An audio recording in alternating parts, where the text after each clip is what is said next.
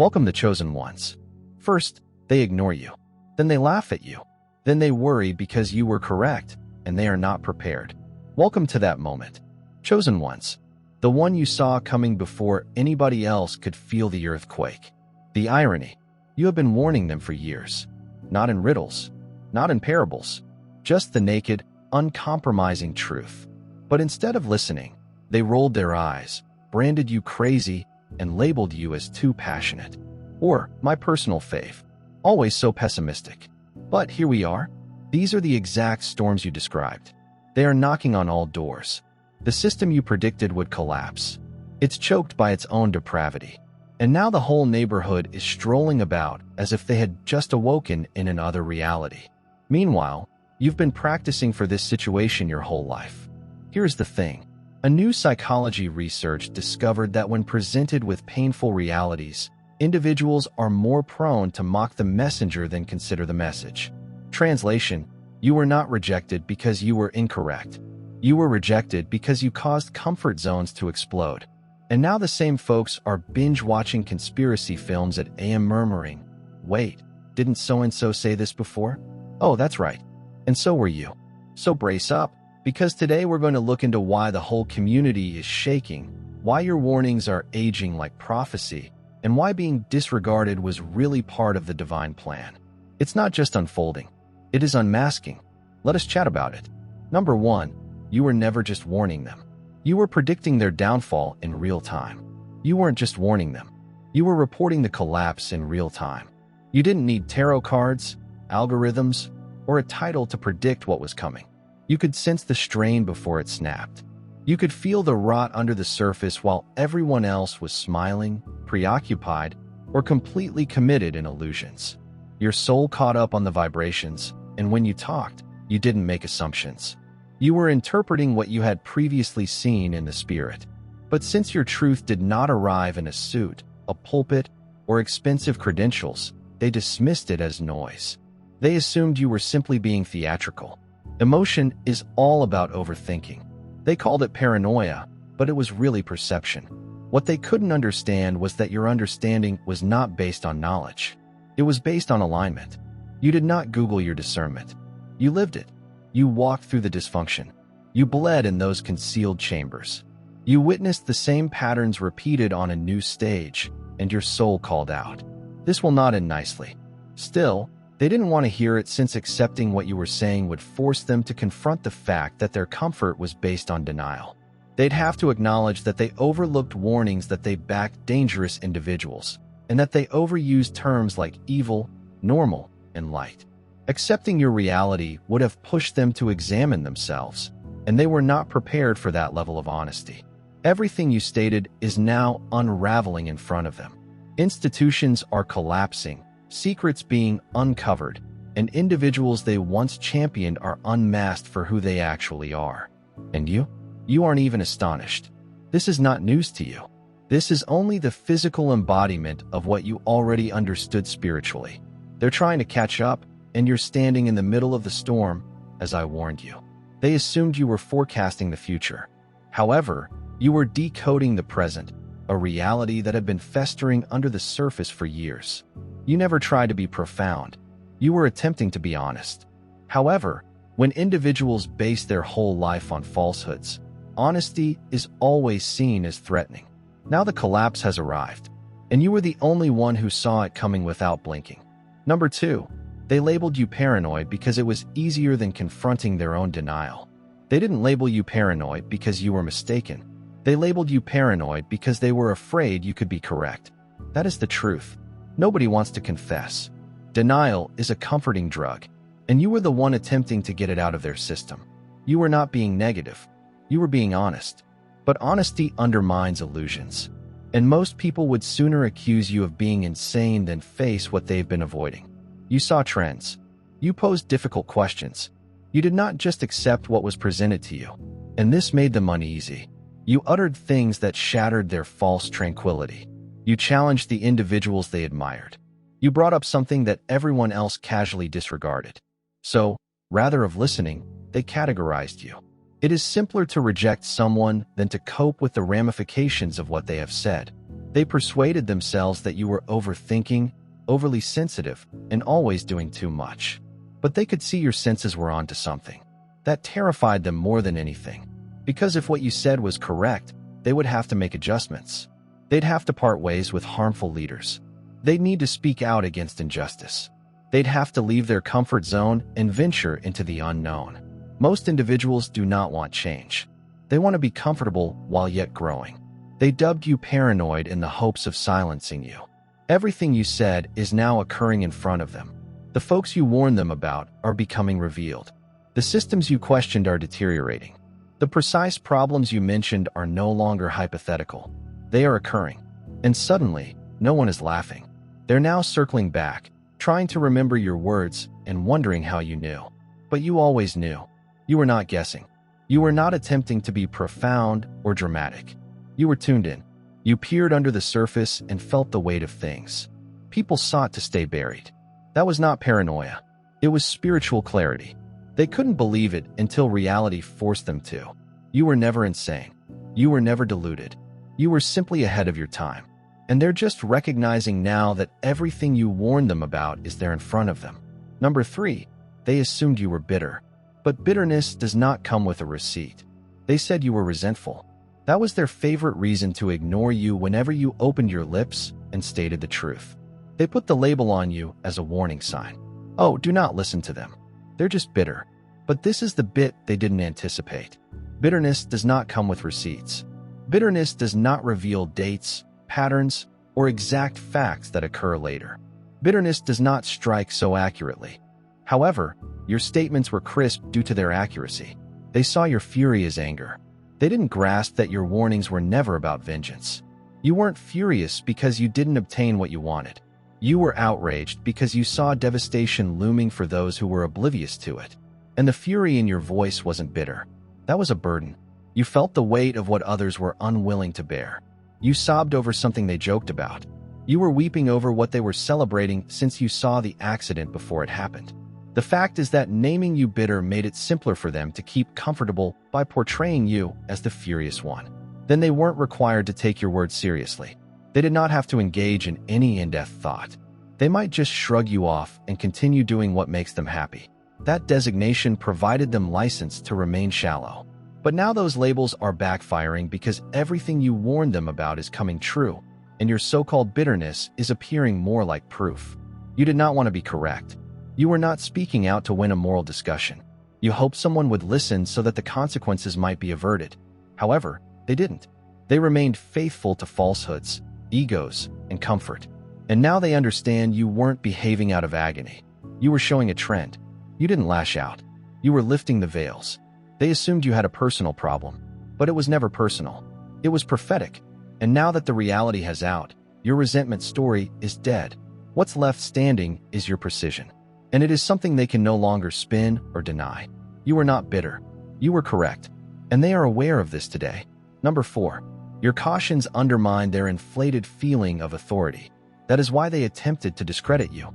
They did not attempt to discredit you because your message was incorrect. They attempted to discredit you because you were not meant to have that level of understanding in their universe.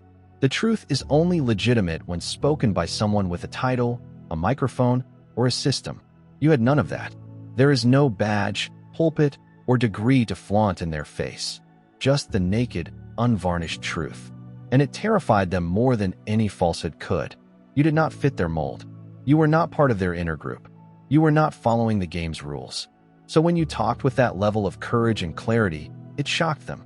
Because if someone outside their hierarchy could see what they couldn't or wouldn't, it indicated their authority had never been. It indicated they weren't exceptional, but rather protected by a system that prioritizes appearance above intellect. When the illusion broke, they panicked. Instead than listening, they started smear campaigns. They labeled you rebellious. They murmured that you were unstable, resentful, or had not succumbed. You were the danger they needed to eliminate because you demonstrated how fragile their authority was. They were not terrified of your speech. They feared your authority, the type that does not need validation, the sort that stems directly from divine harmony. That was beyond their control. You did not need their stage. You did not need their invitation. You talked because the truth compelled you, not because ego needed attention. And this is what made you dangerous. You were not driven by prestige, celebrity, or adulation. You have nothing to lose. And that made you untouchable. That's why they had to come for your personality, because they couldn't compete with your clarity. Now, the same individuals who ignored you are seeing events unfold just as you predicted. Their systems are disintegrating. Their platforms remain mute. And your words are resonating louder than ever. Not because you forced them to listen, but because reality has finally caught up. They could not manage you, so they attempted to delete you.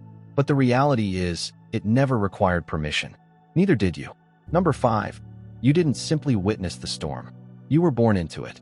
And they forgot you weren't just forecasting calamity. You knew it because you had endured it. What's rocking them right now is what molded you years before. They're scared because their safe little world is collapsing. However, this is not new to you. This is familiar terrain. Worse, you've already buried your loss after being betrayed. What? They are only beginning to mourn.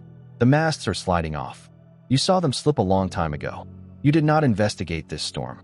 You were reared inside it. You learned to stand while everything was collapsing around you.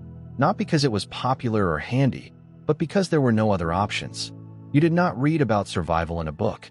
You experienced it physically, mentally, and spiritually. That is why, when mayhem erupted, you did not panic. You recognized the odor of dysfunction. You recognized the sound of manipulation. You've seen how phony togetherness can devolve into mob mentality overnight. They didn't take you seriously since you didn't utilize scholarly jargon or provide courteous warnings. You arrived with scars, combat tales, and honesty that was unconcerned with their comfort. And that's what made it simple for them to disregard you until the same storm that created you began to rip their lives apart. Everything you've recovered from is now making its way to their front door, and they realize you weren't exaggerating. You were testifying. That is why you received warnings. Wait, you were not predicting. You were reflecting. The only difference between them and you is that you did not have the option to look away. They got to live in denial. You had to endure the harm. And now that the tables have turned, they're approaching you. So how did you know? But you didn't know in theory. You recalled the anguish. You had previously crawled through the flames into which you were now walking. That explains why you saw it so plainly. They are waking up to a nightmare. You've already grown into knowledge. And, whether they realize it or not, they now regard you not just as the one who warned them, but also as the one who conquered the same thing they are currently struggling with. Number 6. They needed your voice, but only after they lost their own, when everything was going well. Your voice irritated them. You were too focused and serious, always bringing up topics that no one wanted to discuss. They treated you like background noise, loud, insistent, and unneeded. They ignored you, spoke over you, and rolled their eyes whenever you spoke.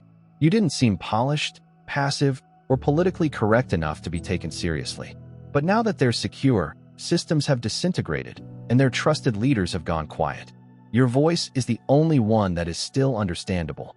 They did not ignore you because you lacked honesty. They disregarded you because your reality arrived before they were prepared. It's always simpler to humiliate the messenger than to look in the mirror. You made them feel uncomfortable. You questioned what they relied on. You cautioned them that things were not as solid as they seemed. However, comfort is addicting. They needed smooth talkers, not truth tellers. They did not want your clarity. They sought confirmation bias. You refused to give them that. So they hushed you. They labeled you insane. They left you talking to walls, ignored by masses who valued convenience above conviction. However, the institutions, families, governments, religions, and friend groups in which they placed their confidence have all failed them. The individuals they previously swore by have vanished. They can no longer rely on the solutions they formerly had. And guess whose voice they're now trying to hear? Yours.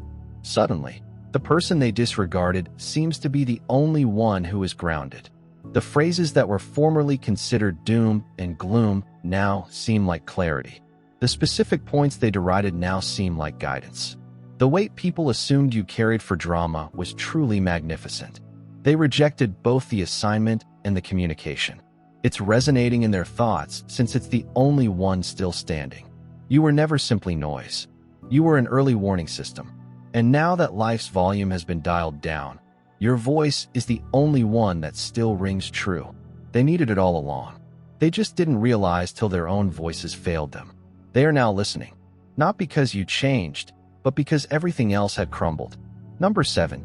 You were sent to avoid damage, not to amuse them. You were not meant to be a spectacle.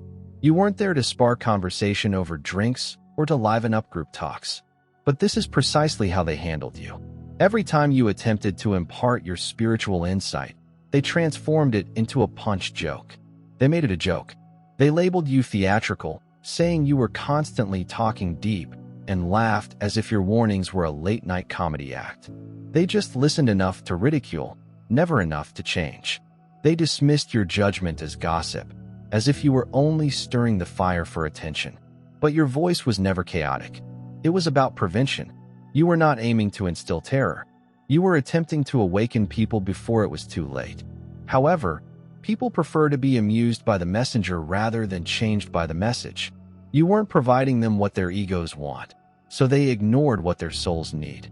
The fact is that they didn't take you seriously because they didn't see devastation approaching. There was still a headline. It's still someone else's concern. Still, it was outside of their comfort zone. So they laughed. They downplayed. They tuned out. But you were never speaking from the ego. You were speaking on assignment. You did not choose the burden. You carried it because you were asked to. You appeared in the midst of their sleepwalking with a voice that pierced through denial like a knife.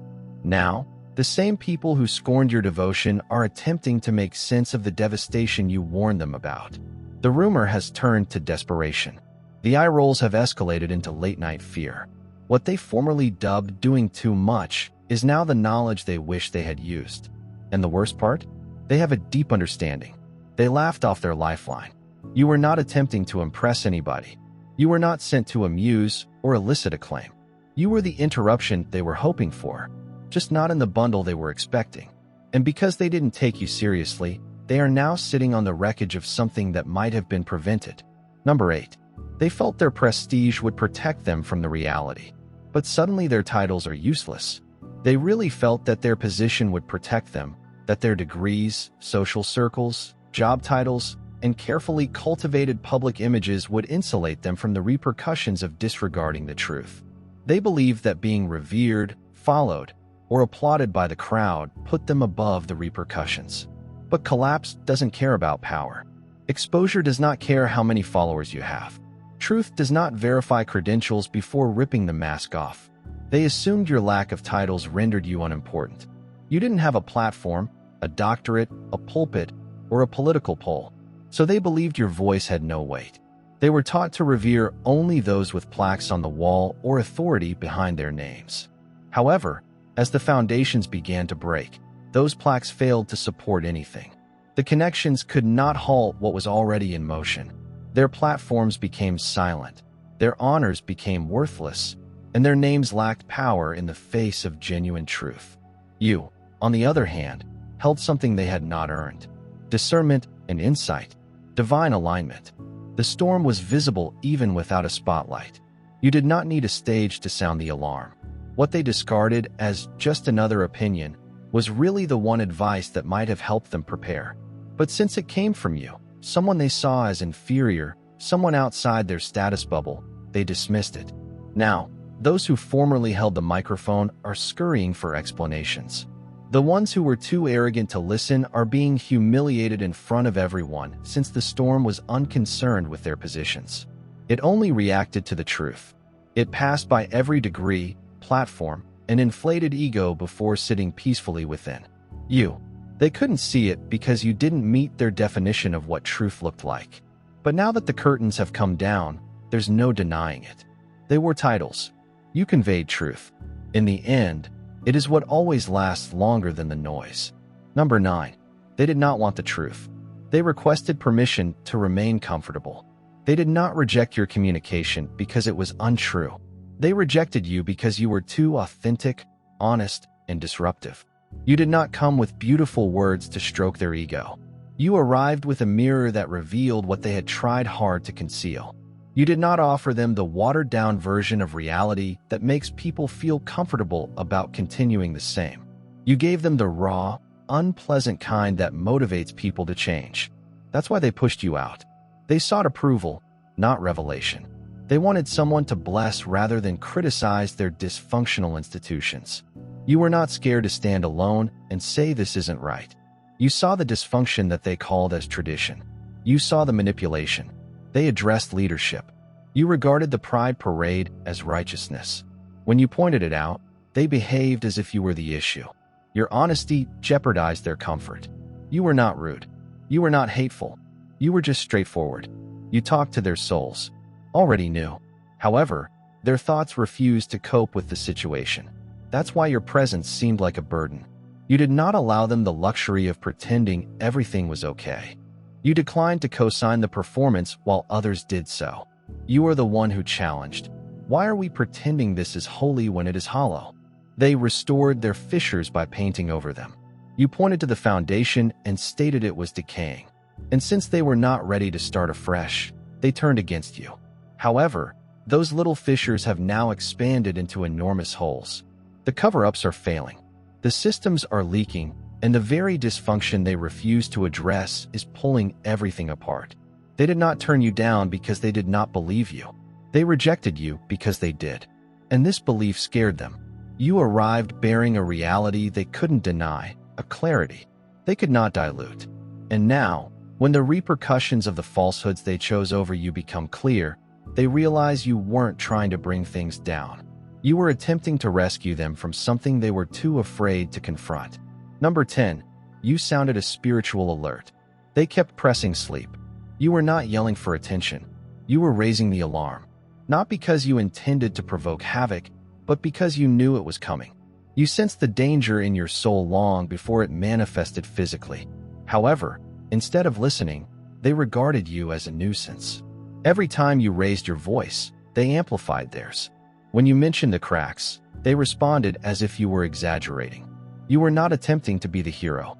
You were attempting to awaken them before everything went up in flames. However, spiritual alarms are not common. They are bothersome.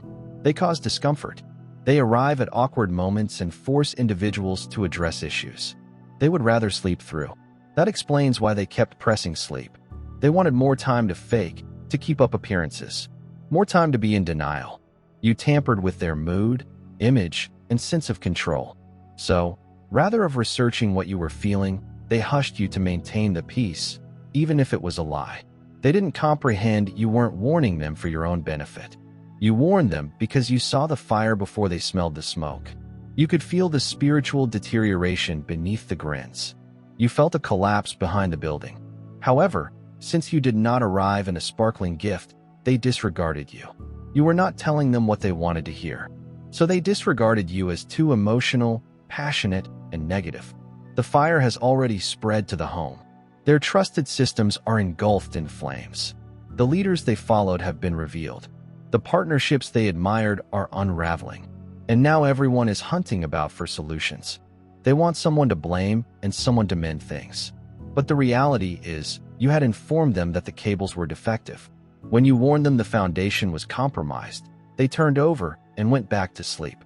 You were not born to be loved. You were assigned to be a wake-up call.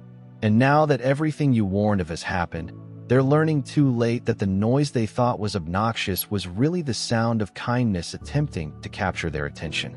A number. You were the template before the breakup. You were not just ringing the alarm. You were the solution. Your life, walk, discipline, and choices were the pattern long before the breakdown occurred.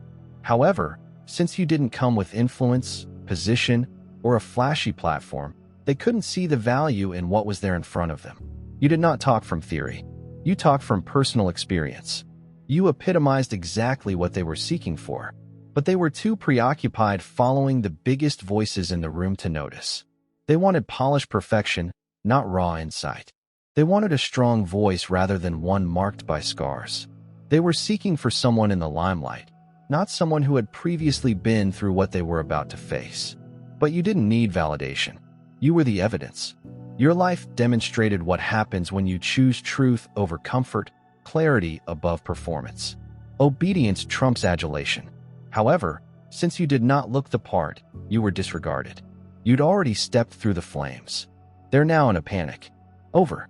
You had already grown character under hardship, acquired discipline in the dark, and made sacrifices that others ridiculed as excessive.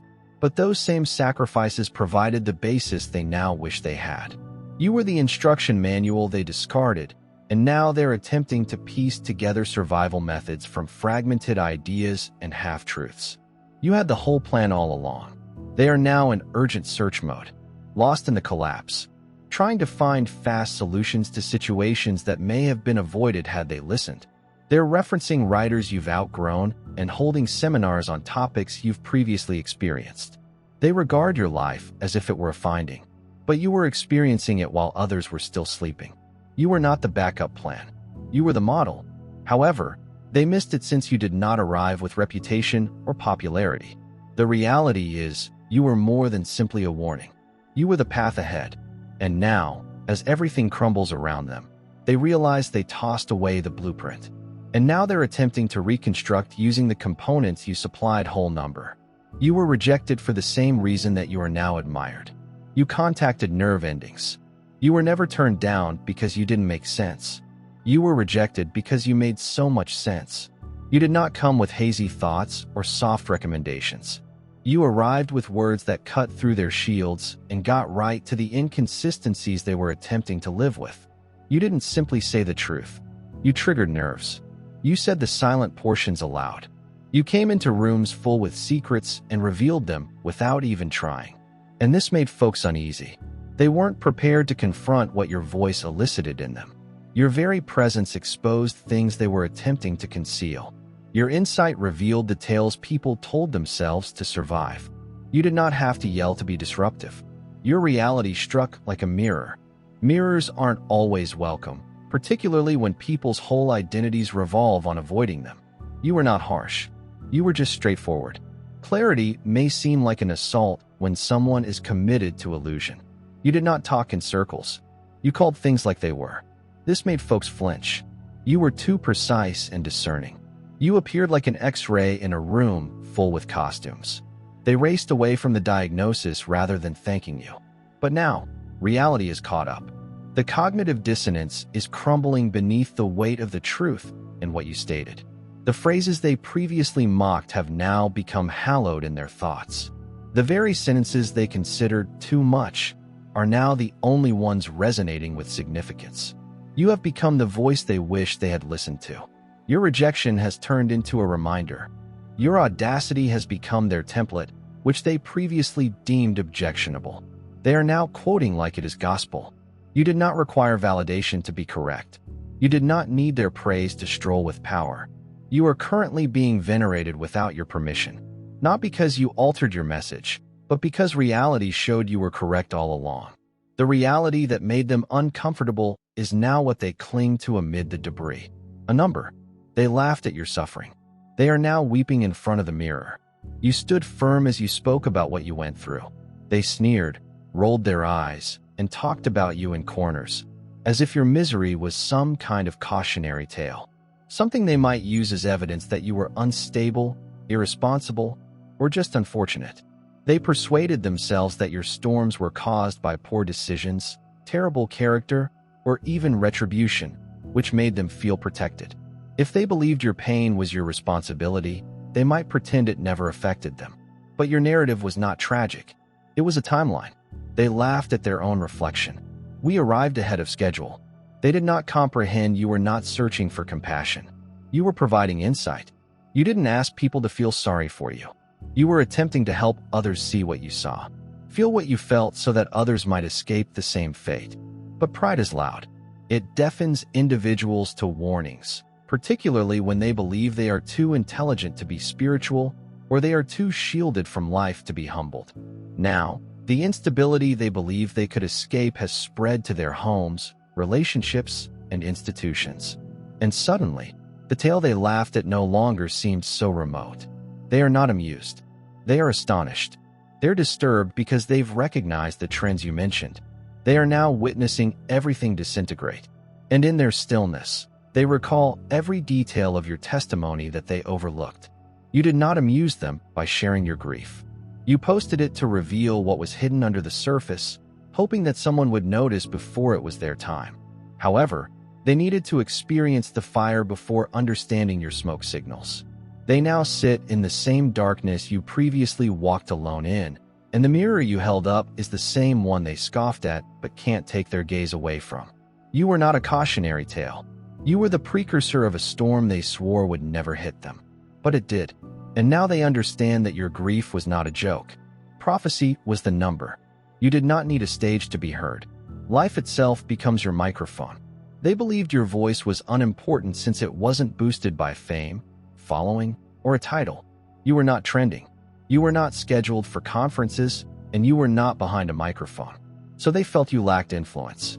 But they didn't comprehend that when someone is genuinely chosen, life becomes the stage, and truth has a way of resounding through the quiet, whether or not people are ready. You did not wait to be welcomed into a room before saying what needed to be stated. You said it anyhow. You did not wait for validation. You did not wait for the platform. You moved as Spirit moved, and that type of obedience is more powerful than any spotlight. While others performed for acclaim, you went through storms that solidified your dominance.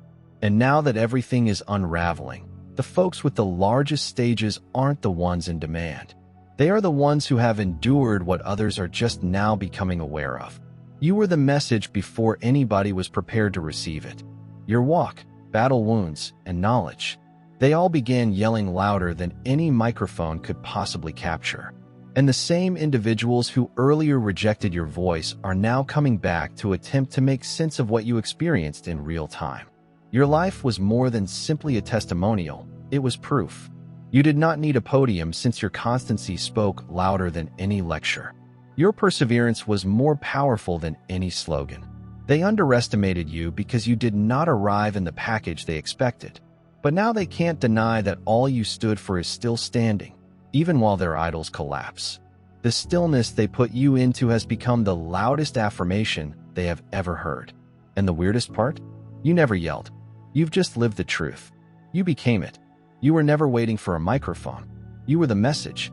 The same people who previously ignored you are now looking at you, not because you requested their attention, but because life has made it difficult for them to ignore what they once disregarded. You were the warning. Now you are the evidence. They didn't notice it before, but they do now. They rejected every warning and every fact. They ridiculed you constantly, rolling their eyes while you bled.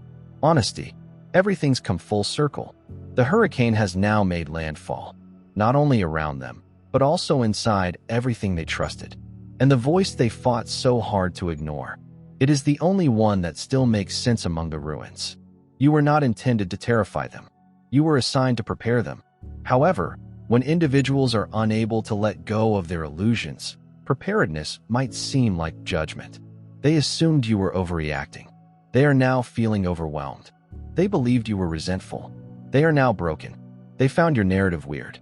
They are now living the same script that you attempted to help them rewrite, whether they acknowledge it or not. Your voice was never the issue. Their denial was. You did not need their permission. You did not require a stage. You did not need their praise to succeed in your work. Now, as the dust settles, your presence alone says volumes. They're recalling every warning and repeating every phrase, recognizing that what they had rejected as excessive was really exactly in time. You were not sent to perform. You were dispatched to disrupt what seemed to be normal. And you did. So do not shrink.